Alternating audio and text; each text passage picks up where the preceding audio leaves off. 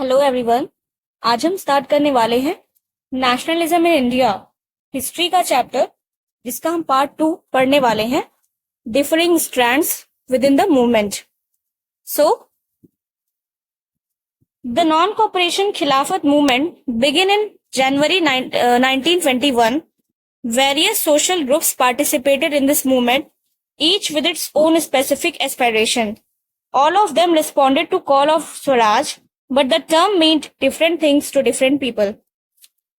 जैसे हमने देखा था कि गांधी जी ने तीन जगह पर हमारे यहाँ पर जो नॉन कॉपरेशन मूवमेंट था वो चलाया था। अब आप कमेंट में बताइए कि हमने क्या पढ़ा था, कौन कौन सी जगह थी। मैंने आपको बताया था कि हम इसको हमारे नोट्स में अलग से पॉइंटर्स बना करके लिख सकते हैं, क्योंकि ये बहुत इंपॉर्टेंट था। तो नॉन कॉपरेशन मूवमेंट हमने देखा गांधी जी ने चलाया, नाम एक ही था लेकिन सबके लिए मतलब अलग अलग था। जैसे किसी के लिए कुछ अलग रीजन से चलाया गया, किसी के लिए कुछ अलग रीजन से चलाया गया। वैसे यहाँ पर बात हो रही है स्वराज की, तो स्वराज जो टर्म था इसका मतलब सबके लिए अलग अलग था, सबके लिए सेम चीज नहीं थी। यही चीज हम इसमें देखने वाले हैं। Okay, we have the movement in the towns. तो टाउन्स में ये चीज कैसे हुआ? The movement started with middle class participation in the cities. Thousands of students left government-controlled schools and colleges, headmasters and teachers resigned, and lawyers gave up their legal practices. तो movement start होता है middle class की participation के साथ, जो कि cities में रहते थे। कई सारे हजारों में बच्चे जो थे, उन्होंने गवर्नमेंट के जो स्कूल जो गवर्नमेंट चलाती है उन स्कूल्स को छोड़ दिया, कॉलेजेस को छोड़ दिया, हेडमास्टर्स ने स्कूल को छोड़ दिया, टीचर्स ने जो है रिजाइन कर दिया, लॉयर्स ने अपनी लीगल प्रैक्टिसेस को गिव अप कर दिया। यानी सबने अपना अपना यहाँ पर जो काम था उसको छोड़ दिया।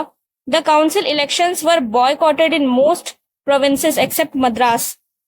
जो काउंसिल इलेक्शंस था उसको भी बॉयकॉट किया गया, जैसे कि मद्रास को छोड़ करके बाकी जगह पर बॉयकॉट किया गया। मद्रास में क्या हुआ था? Where the justice party, the party of non Brahmans, felt that entering the council was one way of gaining some power, something that usually only Brahmins had access to. तो देखिए यहाँ पर आपके पास एक प्रॉपर रीजन भी बताया गया है कि मद्रास में क्यों नहीं बॉयकॉट किया गया। तो मद्रास में एक पार्टी थी जस्टिस पार्टी करके, जो कि नॉन ब्राह्मण्स की पार्टी थी। तो नॉन ब्राह्मण्स चाहते थे कि वो कुछ ना कुछ पावर गेन करें। इनको लगा कि अगर ये काउंसलिंग में एंटर कर जाएंगे, काउंसिल में जो काउंसिल का इलेक्शन होने वाला था, अगर उसमें एंटर कर जाएंगे तो इनको कुछ पावर मिल जाएगी, जो पावर हमेशा से ब्राह्मण्स के पास रहती थी। और ये थे नॉन ब्राह्मण्स, तो इनको पावर चाहिए थी जो कि ब्राह्मण्स एक्सेस कर रहे थे। इसी वजह से मद्रास में इस इलेक्शन, जो काउंसिल इलेक्शन हुए थे, इसका बॉयकॉट नहीं किया गया। Okay, the effects of non cooperation movement on the economic front were more dramatic. अब हम इकोनॉमिक फ्रंट पे देखेंगे कि क्या क्या इफेक्ट आया। तो फॉरेन गुड्स वर बॉयकॉटेड। जो फॉरेन गुड्स थे, यानी जो फॉरेन से चीजें आती थी, उसको बॉयकॉट किया गया। Liquid shops picketed. तो picket a form of demonstration और protest by which people block the entrance to a shop, factory और ऑफिस।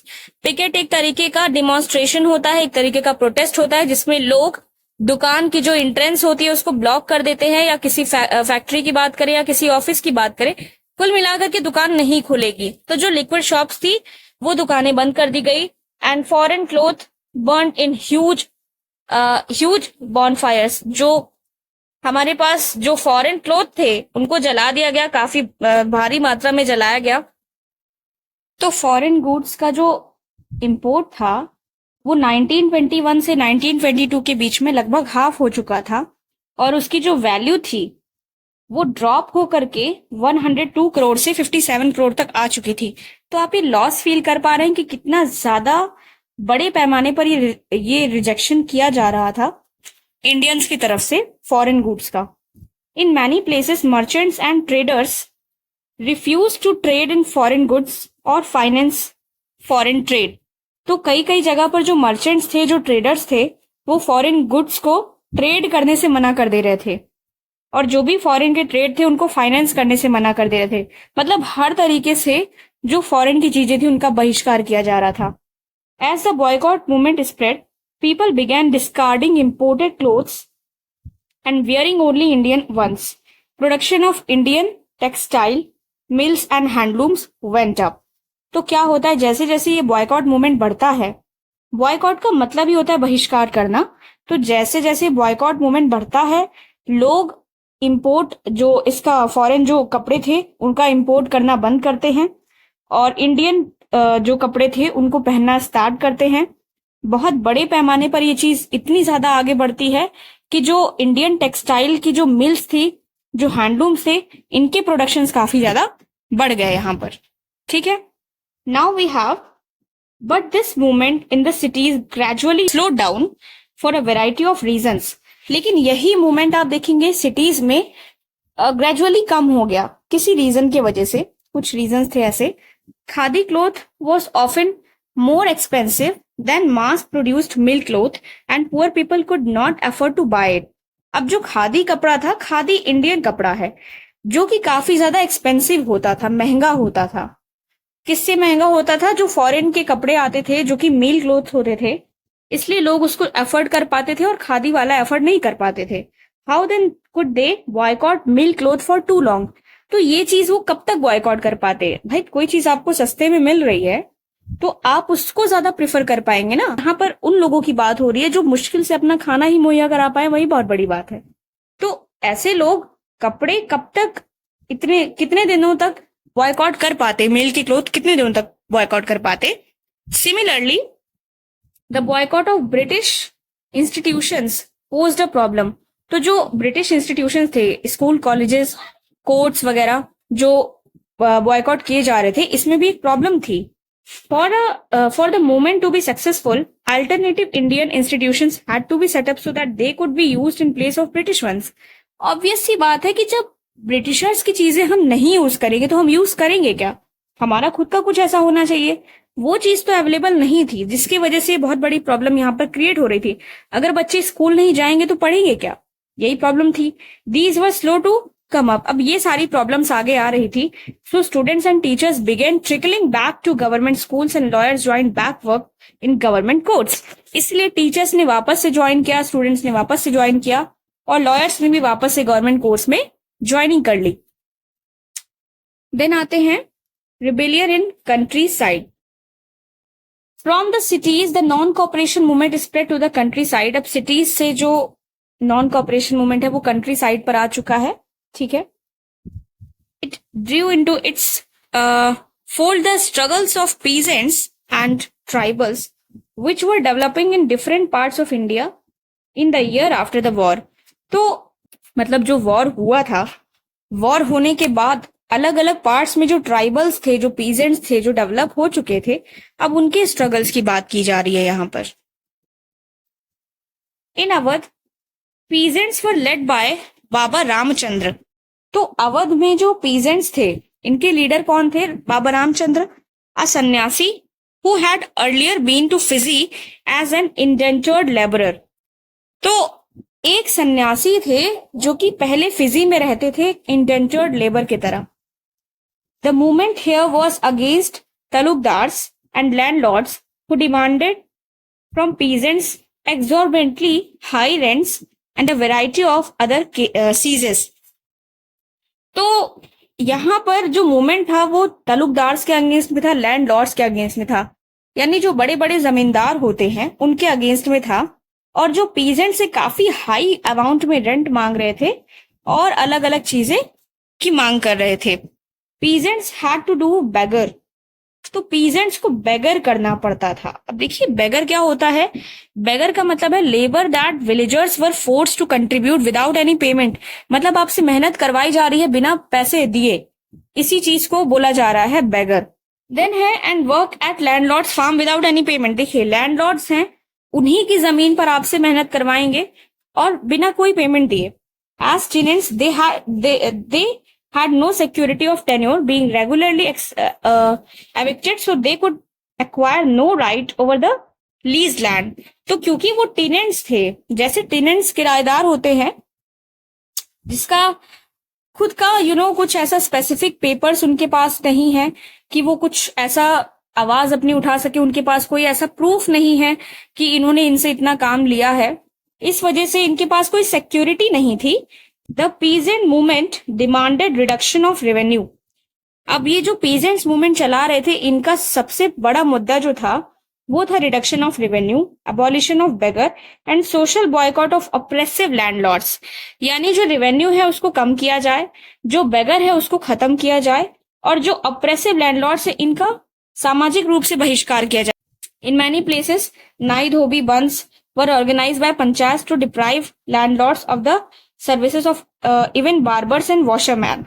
तो कई कई जगह पर तो ये होता था कि जो नाई धोबी है, जो नाई धोबी बंद है, उसको ऑर्गेनाइज किया जाता था पंचायत के द्वारा। और किस लिए करते थे? ताकि लैंडलॉर्ड्स को डिप्राइव कर सके, मतलब लैंडलॉर्ड्स की शक्ति को कम करना है, ताकि लैंडलॉर्ड्स जो समझते हैं ना कि हम बहुत बड़े हैं और हम छोटे लोगों को कुछ नहीं समझते हैं, उन्हें बता दिया जाए कि जो छोटे लोग हैं उनकी क्या असल में नीड है सोसाइटी को। ये बात बताई जा रही है यहाँ पर। एक्चुअली ये भी छोटे लोग नहीं है, लेकिन उनकी नजर में कि ये पुअर हैं, इनके पास ज्यादा पैसे नहीं है, तो ये छोटे हैं, तो इनकी क्या नीड्स हैं, इसी के लिए नाई धोबी बंद ऑर्गेनाइज किए जाते थे। ठीक है।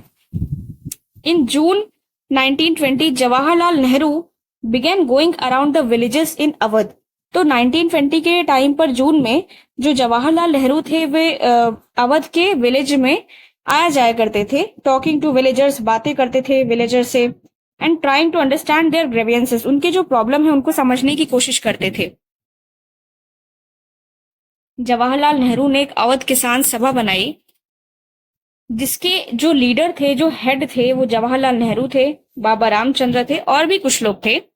विद इन अ मंथ, करीबन एक महीने में 300 ब्रांचेस इस had been set up in the villages around the region। तो इसी विलेज में करीबन 300 और ब्रांचेस इसी रीजन के अराउंड, जो विलेज के आसपास के जो एरिया थे वहां पर ओपन हुई। So when the non cooperation movement begin the following year, the effort of Congress was to integrate the Awadh peasant struggle into the wider struggle. तो जब ये नॉन कॉपरेशन मूवमेंट उस साल जब शुरू हुआ, तो कांग्रेस का एफर्ट था कि वो अवध पीजेंट के जो स्ट्रगल है उसको और ज्यादा बड़े स्ट्रगल में इंटीग्रेट करें। काफी सारे लोगों के बाद ये बातें फैलाएं कि ये यहाँ पर कितने लोग परेशान हो रहे हैं, कितना स्ट्रगल कर रहे हैं, ये बातें भीड़ तक, काफी लोगों तक पहुंचाई जाए। The peasant movement however developed in forms that the Congress leadership was unhappy with. लेकिन ये जो पीजेंट मूवमेंट था, ये डेवलप इस फॉर्म में हुआ कि जो कांग्रेस की लीडरशिप थी वो खुशी नहीं हुई। As the movement spread in 1921, the house of taluqdars and merchants were attacked. तो जिस तरह से मूवमेंट बढ़ा 1921 में, जो तालुकदार के हाउस थे, मर्चेंट्स थे, उन पर अटैक कर दिया गया, बाजार को लूट लिया गया और जो ग्रेन्स के बोर्ड थे उनको ले लिए गए। मतलब कई सारे ग्रेन की जो बोरियां थी उनको ले ली गई। इन many places local leaders told peasants that Gandhi ji had declared that no taxes were to be paid and land was to be redistributed among the poor। So कई जगह पर यह बताया गया कि लोकल लीडर्स ने, मतलब पीजेंट से ये बोला कि गांधी जी ने कहा है कि किसी को भी टैक्स नहीं देना पड़ेगा और जो जमीन है वो आपस में पुअर लोगों को दे दी जाएगी। The name of Mahatma was being invoked to sanction all action and aspiration. यानी यहाँ पर कहा जा रहा है कि महात्मा गांधी जो हैं, इनके वर्ड को, इनके नाम को यूज करके कुछ ऐसे काम किए जा रहे हैं कि जिससे लोगों की इच्छाएं, सभी इच्छाएं पूरी हो जाएं। अब मैटर नहीं करता है कि वो इच्छाएं कंट्री से रिलेटेड हैं, मैटर ये भी नहीं करता है कि उस रीजन से देश को आजादी मिलेगी कि नहीं, बस उनकी इच्छा पूरी होनी चाहिए। देखते हैं आगे क्या होता है। Tribal peasants interpreted the message of Mahatma Gandhi and the idea of Swaraj in yet another way। तो जो ट्राइबल पीजेंट्स थे, अब इन्होंने महात्मा गांधी के मैसेज को कैसे लिया, मतलब इनके अंदर ये चीज, ये भावनाएं कैसे आ रही है महात्मा गांधी को लेकर के, और स्वराज का आइडिया इनके माइंड में कैसे चल रहा है। जैसे हमने पीजेंट्स को देखा, तो पीजेंट्स के लिए हमने 2-3 बातें देखी कि उनको ये चाहिए, बस उनके लिए काम हो गया, बस इतना ही हमें चाहिए। उनको नहीं मैटर करता कि देश हमारा किसका गुलाम बना हुआ है या क्या बड़े लेवल पर क्या चीजें हो रही हैं। उनको ये मैटर करता है कि उनकी अपनी प्रॉब्लम सॉल्व हो रही है कि नहीं। वैसे ही ट्राइबल पीजेंट्स के लिए यहाँ पर क्या होगा ये हम देखेंगे अब। तो ट्राइबल पीजेंट्स के लिए स्वराज का आइडिया क्या था? तो in the Gudem hills of Andhra Pradesh for instance, जैसे कि एग्जाम्पल आपके सामने लिया जा रहा है, a militant guerrilla movement spread in the early 1920s। तो एक मिलिटेंट गुरिल्ला मूवमेंट करके एक नाम है, ठीक है, एक मूवमेंट का नाम है जो कि अर्ली 1920s में ही फैला हुआ था। ये एक तरह का स्ट्रगल नहीं था that the Congress could approve. ये ऐसा स्ट्रगल नहीं था जिसके लिए कांग्रेस अप्रूव कर सके। अभी पीछे एक लाइन बोली गई थी ना कि कांग्रेस, अब ऐसी चीजें हो रही थी कि कांग्रेस जिसको अप्रूव ही ना कर पाए। Here as in other forest regions, the colonial government had closed large forest areas, preventing people from entering the forest to graze their cattle or to collect fuel, wood and fruits.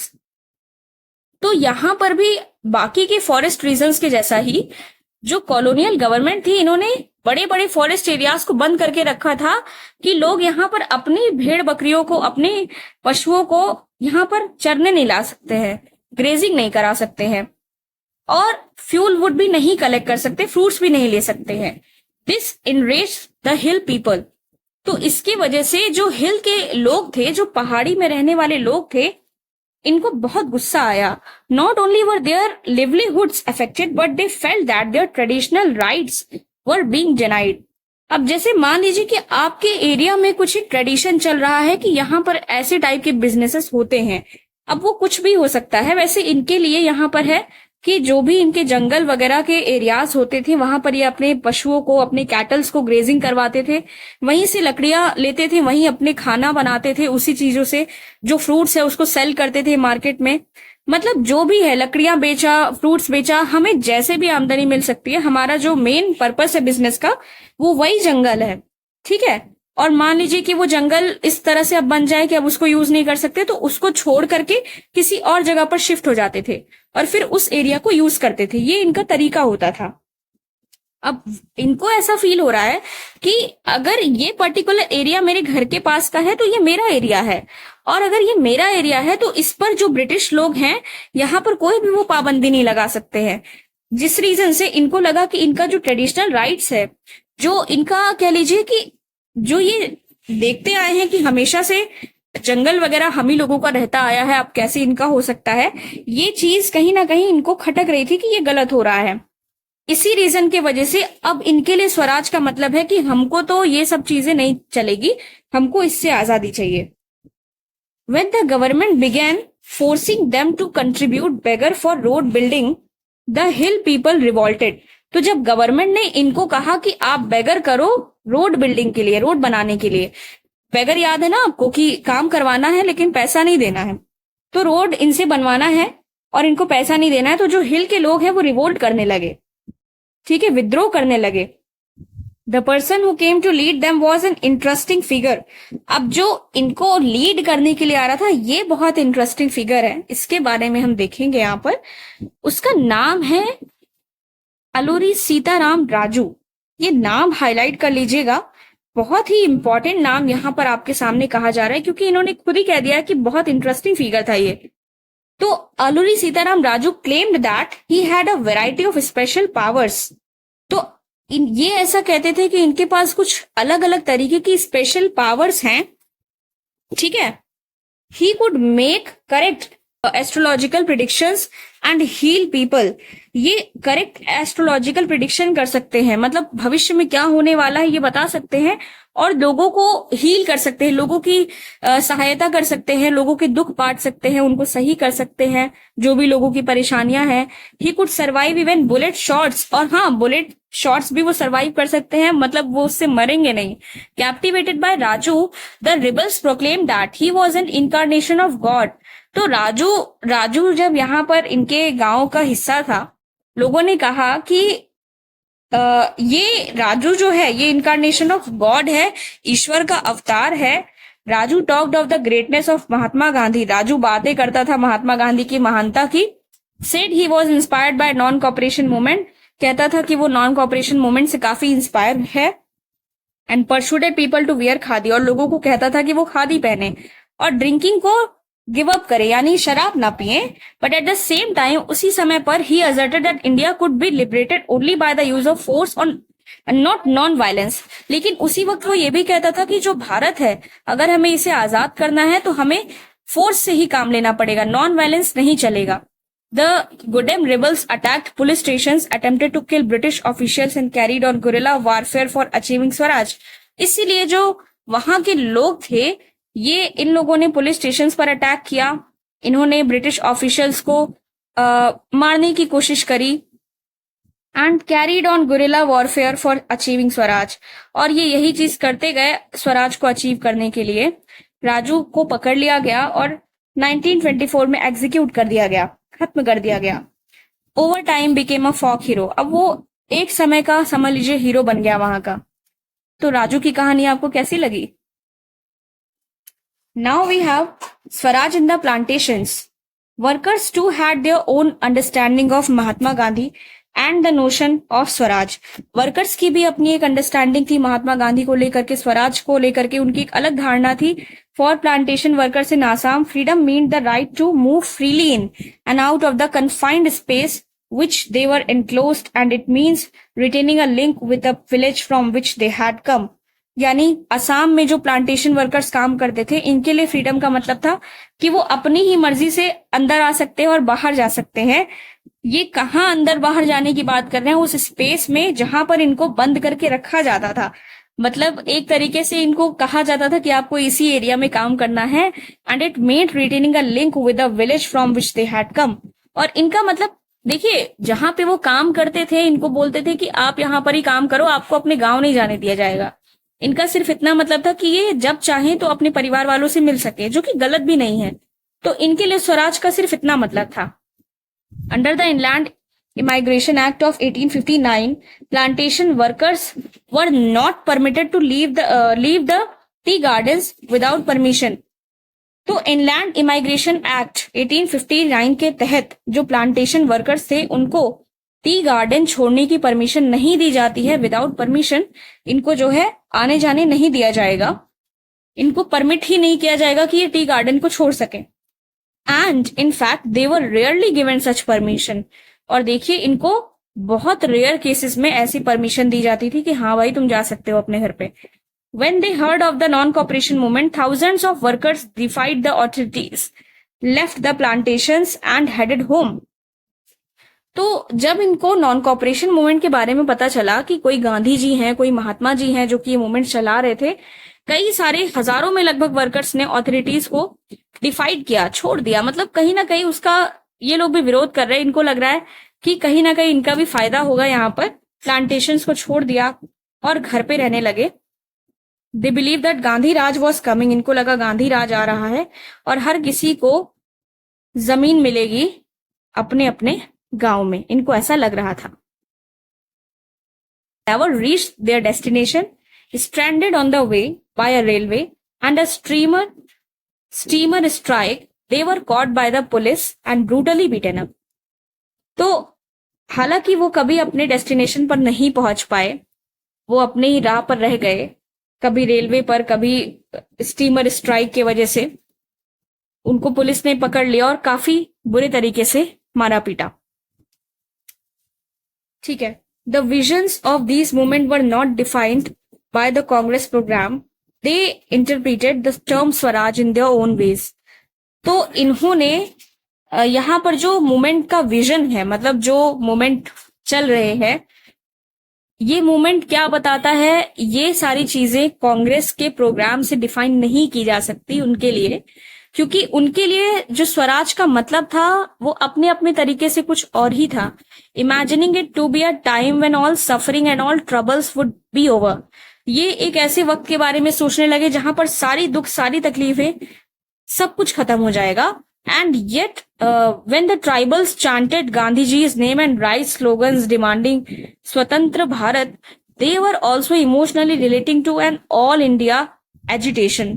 तो जब tribals जो हैं गांधी जी का नाम जब करते थे, गांधी जी का नाम लिया करते थे, तो वो एक बहुत अच्छे से स्लोगन भी डिमांड करते थे स्वतंत्र भारत करके, जो कि उनसे कहीं ना कहीं इमोशनली जुड़ा हुआ था और इनको फील कराता था कि कहीं ना कहीं ये सिर्फ हमारा नहीं, ऑल ओवर इंडिया का ही जो है मूवमेंट है।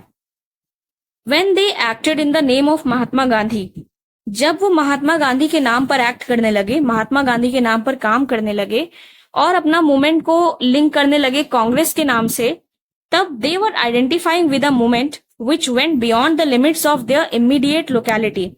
तो वो एक ऐसे मूवमेंट को कहीं ना कहीं खोज रहे थे जो कि उनकी खुद की लिमिट से, जहां पर वो रहते थे, उससे भी काफी आगे जा चुका था। आई होप आप रिलेट कर पा रहे होंगे यहाँ पर बात क्या की जा रही है।